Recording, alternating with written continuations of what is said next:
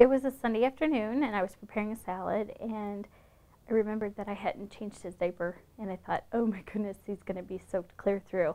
And I went, and he was dry, and he had a completely dry diaper. I'm not a panicky mom. I don't go calling the pediatrician just for anything. I'll be like, oh, it's Sunday, I'll wait till Monday.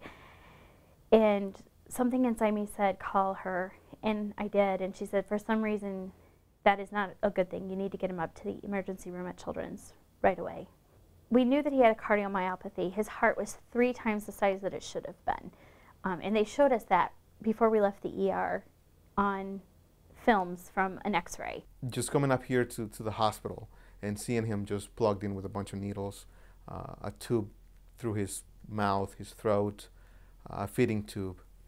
It was just a sight that is not easy to forget. I was afraid to leave him alone. If we were to leave him alone, I was afraid he'd quit fighting and that he would give up and stop getting better, and I couldn't have that. He had to get better.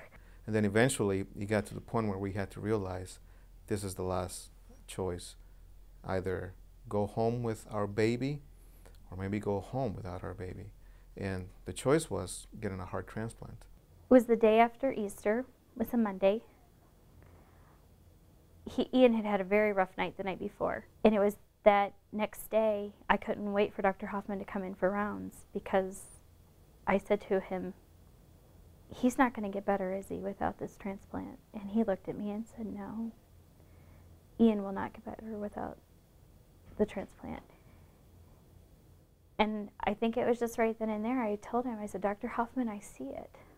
I don't want him to have a transplant, but I want him to live.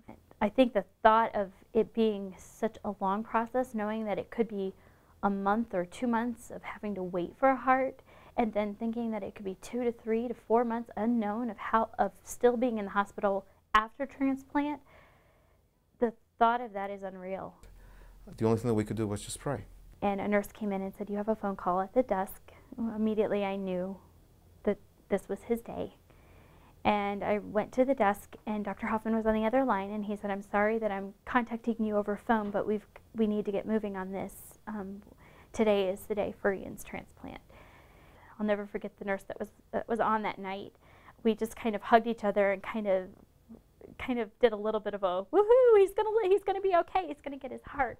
But at the very same moment that we were excited about it, every one of us started to cry, knowing that there was another family who was experiencing loss at that very moment. We got him prepped. He was ready to go. We were getting ready to give him our last kiss goodbye. And I looked at Dr. Hoffman before he took Ian back and said, Dr. Hoffman, I'm still expecting my miracle. If you get in there and his heart has miraculously healed, you'll stop, right? And he looked at me and he said, yes, Daisy, we'll stop. We won't take it out if it's miraculously healed. And you just have to trust the people that are in place for that job. Know that they have been thoroughly trained to do the best that they can to make this miracle happen. That these folks have been with you through the most difficult times in your life.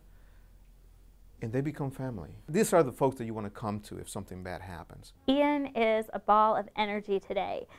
Most people who meet Ian, they look at him and say, no, seriously, which child had the transplant? And no, it's the boy. Yes, it's Ian. We did get our miracle. Maybe it was not in the way that we wanted it, but we did get it.